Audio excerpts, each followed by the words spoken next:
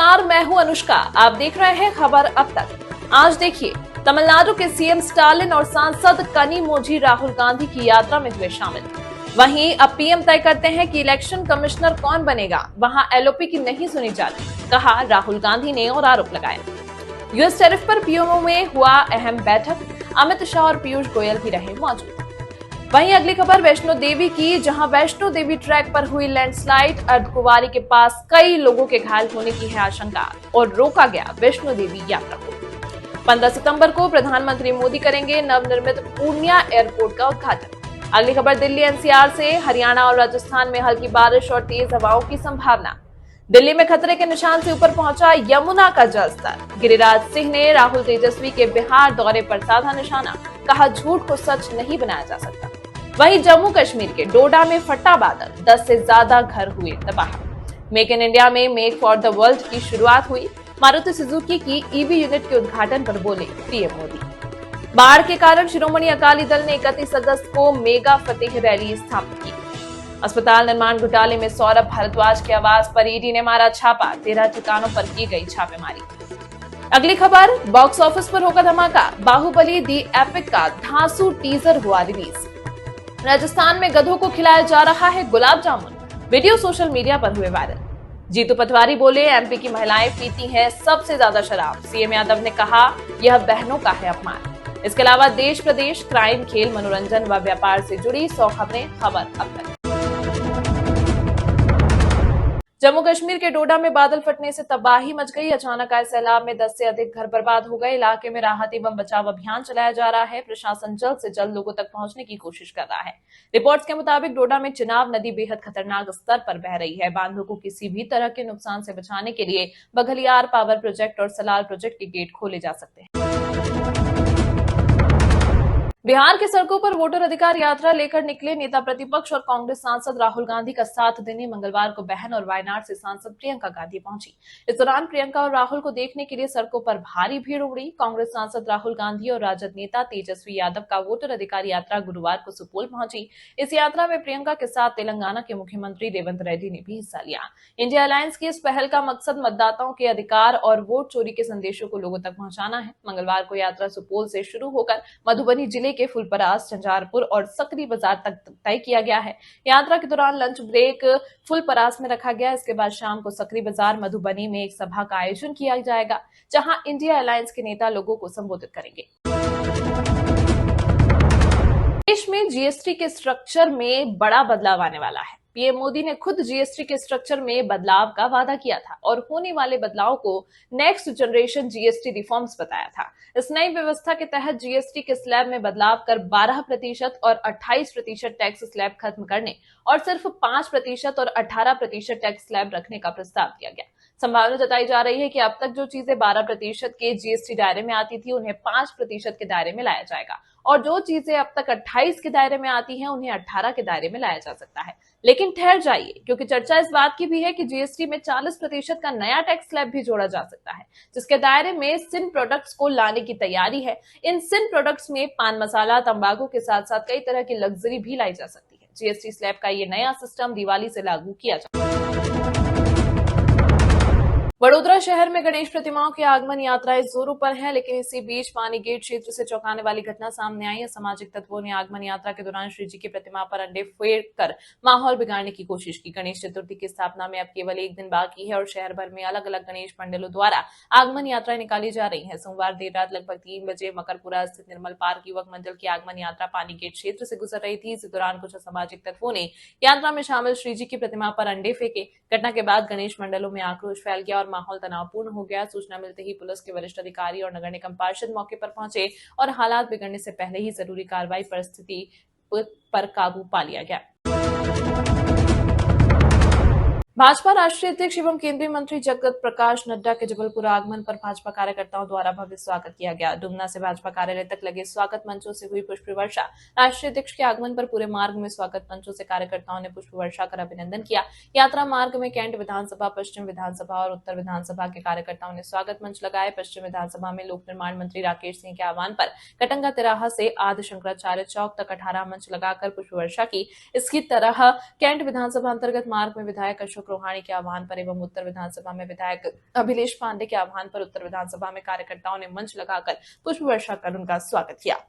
Dumna airport पर मुख्यमंत्री मोहन यादव, प्रदेश अध्यक्ष हेमंत खंडेलवाल, प्रदेश प्रभारी महेंद्र सिंह, लोक निर्माण मंत्री राकेश सिंह आदि लोग पहुंचे और उन्होंने स्वागत कर अगवानी की।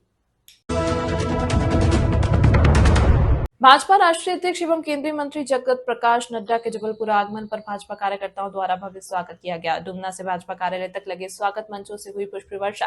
राष्ट्रीय अध्यक्ष के आगमन पर पूरे मार्ग में स्वागत मंचों से कार्यकर्ताओं ने पुष्प वर्षा कर अभिनंदन किया।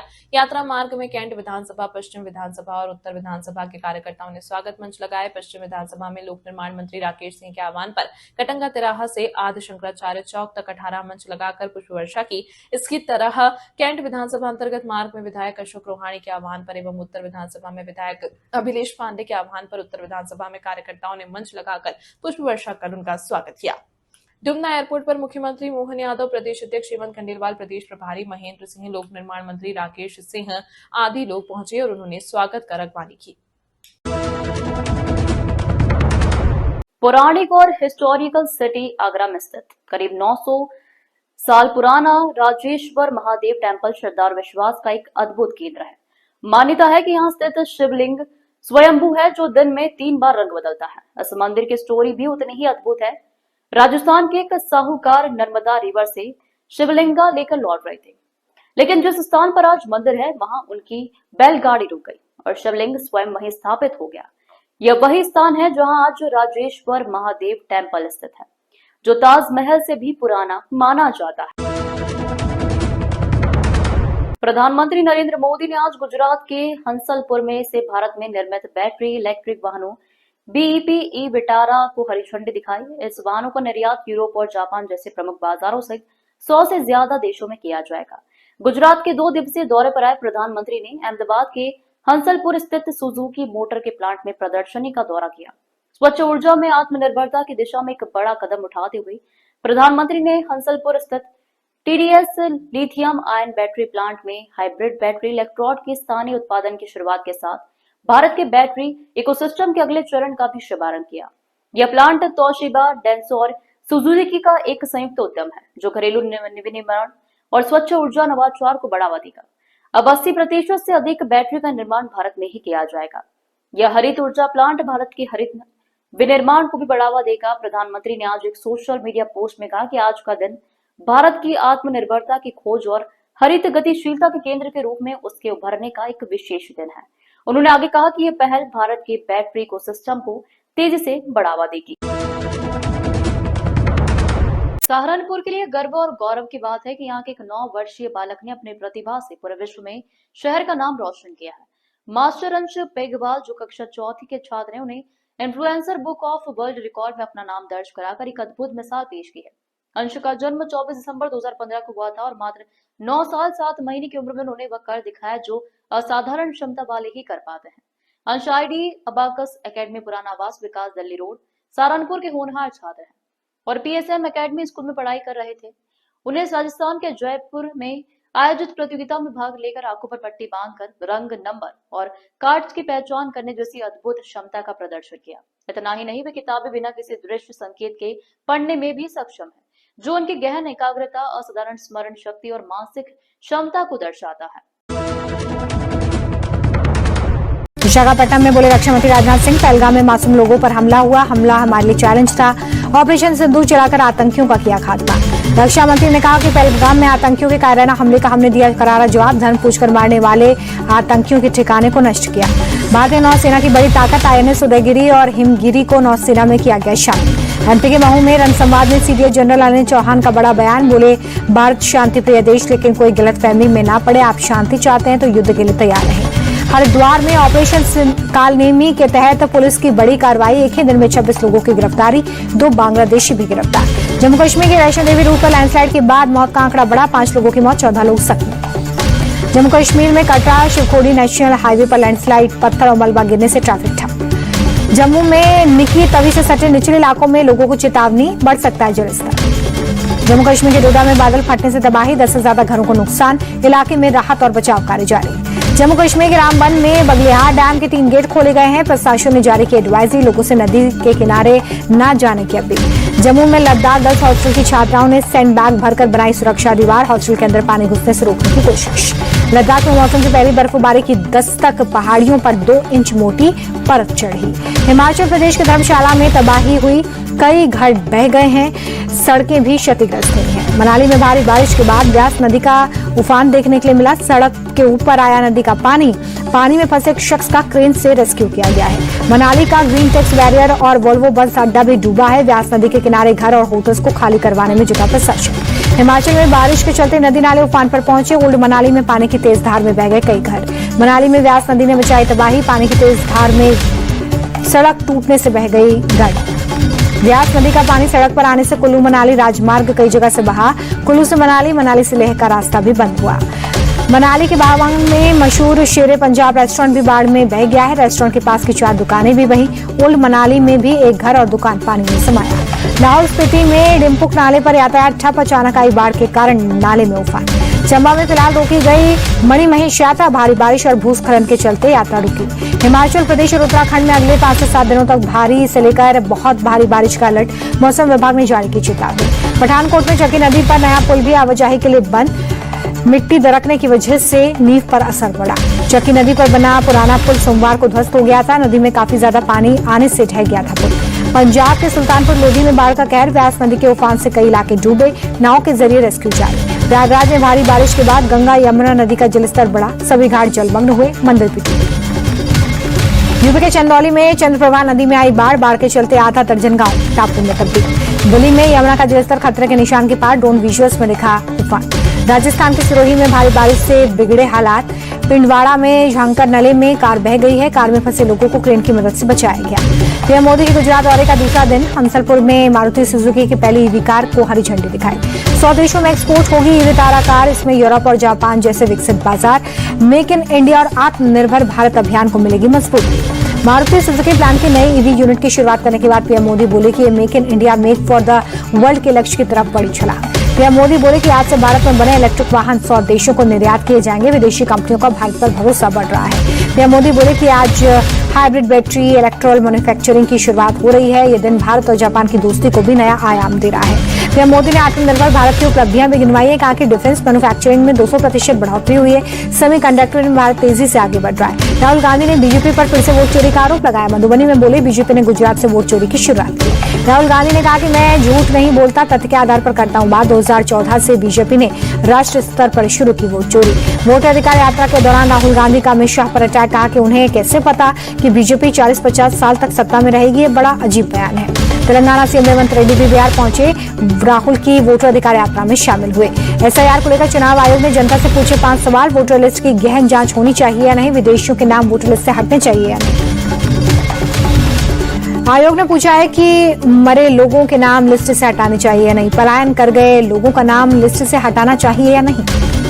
तेजस्वी यादव का एनडीए पर निशाना, बोले एनडीए यानी कि नहीं देंगे अधिकार, ये लोग जनता के अधिकार छीनना चाहते हैं, लोकतंत्र और संविधान खत्म करने की कोशिश में बीजेपी। 130वें संशोधन विधेयक पर बोले तेजस्वी यादव, इस देश में तानाशाही चरम पर है, विधेयक लोगों को ब्लैकमेल करने के लिए लाया गया। मतदाता अधिकार यात्रा पर बिहार के उप मुख्यमंत्री विजय सिन्हा बोले कि ये अधिकार छीनने वाले लोग ये परिवार तंत्र को स्थापित करना चाहते हैं। प्रशांत किशोर का कर्नाटक सीएम रेवंत रेड्डी को लेकर बड़ा बयान, का इन्हें कौन पूछता है, ये बिहार के लोगों को गाली देने वाले लोग। प्रशांत किशोर ने राहुल गांधी पर भी कसा तंज, कहा कि बिहार को गाली देने वालों को मंच पर लेकर घूम रही है उनकी मानसिकता। आप नेता सौरभ भारद्वाज के घर पर ईडी का छापा, दिल्ली हॉस्पिटल कंस्ट्रक्शन घोटाले में एजेंसी की कार्रवाई। 13 जगहों पर ईडी की रेड, घोटाला करीब 5,590 करोड़ का। 24 प्रोजेक्ट्स को लेकर स्वास्थ्य मंत्री पर गंभीर आरोप। अरविंद केजरीवाल ने सौरभ भारद्वाज के घर ईडी रेड को एजेंसियों का दुरुपयोग बताया। एक्सपोस्ट पर लिखा, मोदी सरकार हमारी आवाज दबाना चाहती है, ये कभी नहीं होगा। सौरभ भारद्वाज के खिलाफ ईडी की छापेमारी पर संजय सिंह बोले कि सौरभ के खिलाफ झूठा केस दर्ज किया गया है, झूठे मामले दर्ज कर जेल में डालना चाहती है मोदी सरकार।